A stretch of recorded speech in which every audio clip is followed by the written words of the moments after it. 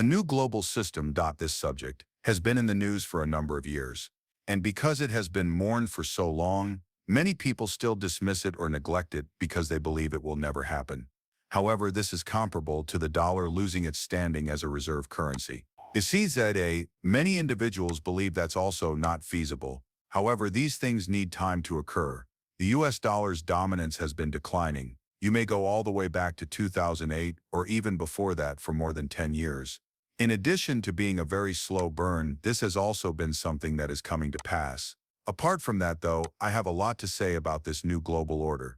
I want to go over a lot of information from the IMF and the BIS, specifically highlighting the trade war and tariffs. Welcome to Peepo Coin channel. If you're new to the channel but think this video is superior, please subscribe. This video will be a little bit longer than usual. I apologize in advance, but there is a lot of information that I would like to draw attention to. The first thing we should do is look at China and Japan, because of a report from Gold Telegraph that states that the world is finally realizing that China and Japan possess the most U.S. Treasury bonds. Indeed, Japan has long been viewed as a major purchaser of U.S. debt. And if we consider the current situation, we already know that China has declared their intention to fight this trade war to the end. Chinese and Japanese central bank officials met just last week to talk about tariffs. Keep your eyes open. The intriguing thing about this is that what would happen if China and Japan began to act against the U.S. and offload U.S. Treasury bonds? It would spur the U.S. to advance stablecoin efforts in the U.S. and encourage issuers of stablecoins denominated in U.S. dollars to purchase and keep treasuries. Here's when I start to consider the problem-reaction-solution concept. We are already aware that a computerized system is on the horizon. I don't believe I need to mention it to you all. And stablecoins are the largest catalyst for it, if we're thinking about it. Despite their growing importance in the financial system, stablecoins are mostly ignored by the general public. However, with legislation and the widespread acceptance of stablecoins denominated in USD, the United States is now accelerating and pushing forward on stable currencies in the ideal setting and with the ideal justification. What, however, is going to be the decisive factor for China to possibly abandon U.S. treasuries aside from this? In light of the trade war tensions, China recently stopped exporting rare earth elements to the United States. This occurred during the past 24 hours. This was a really significant action. However, this is in response to the U.S. tariff cancellation. They attempted to persuade the U.S. to lift the tariffs, and they received a response from Trump in which he clarified that there would be no tariff exceptions, particularly with regard to China. In his reaction, he specifically mentioned China, which is why we saw China stop exporting rare earth elements to the U.S. The crucial question here is, however, what about the treasuries? We are aware that numerous trade agreements have been made outside of China. There are now 130 countries in negotiations with the United States regarding possible agreements. We now know that Japan is involved in this. One of the few notable economies in this area is now being discussed is Japan. Among them are Korea and India. On the other hand, we are interested in what China will do next. We pay particular attention to China since, except from Japan, it is the country that owns the most U.S. Treasury bonds. Is this all just noise, though? Because we also know that Trump had tariff proposals and negotiations throughout his first administration. Is all of this nonsense, and should we disregard the trade war and tariffs altogether? We shouldn't, in my opinion. Since I think this is speeding up the pushback against the U.S. currency, I do think we should concentrate on it. Furthermore, I believe that this is hastening the transition to a multipolar financial system, and for years people have been warning us about this. No, it comes from more than simply particular names.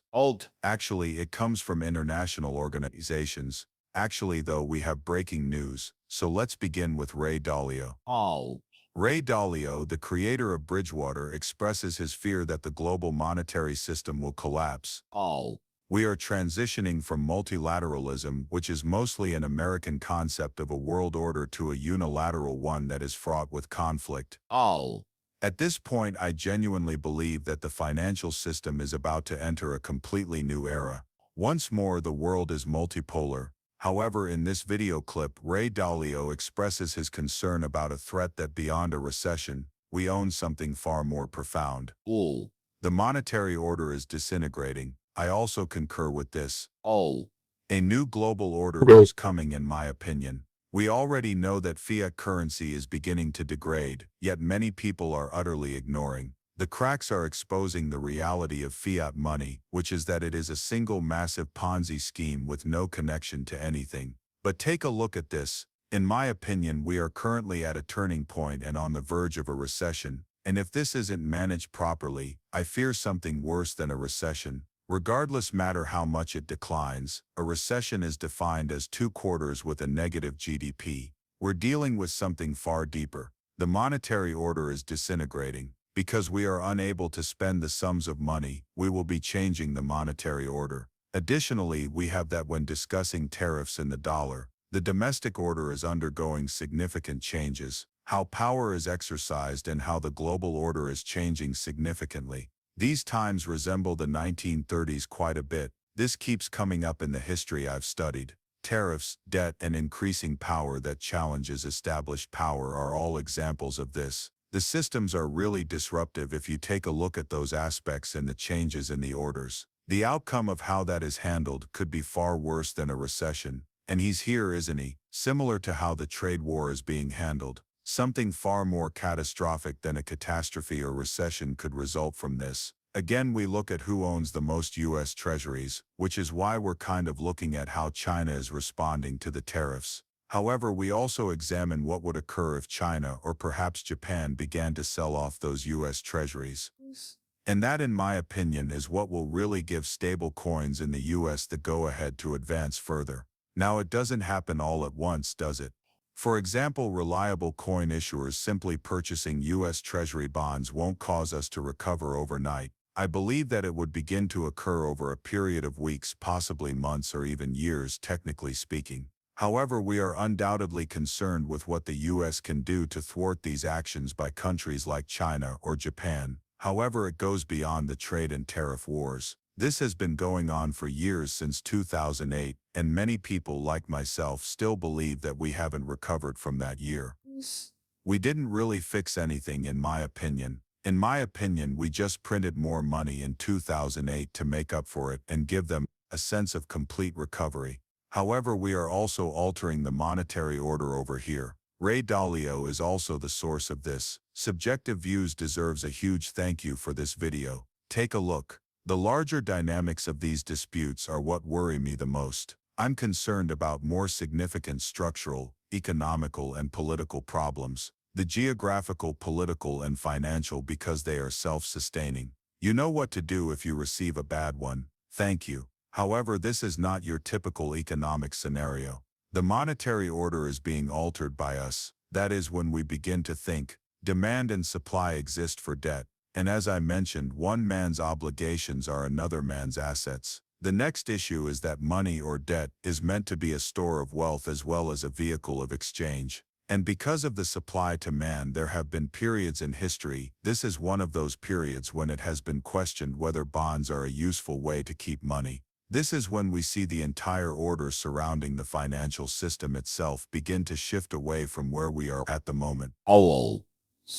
And I believe that the United States' use of its reserve currency status as a financial weapon is actually where all began. They turned the U.S. currency into a weapon. For decades now, they have been using the U.S. dollar as a weapon. At this point, we also take a look at the life cycle of fiat currencies. The currency chart shows that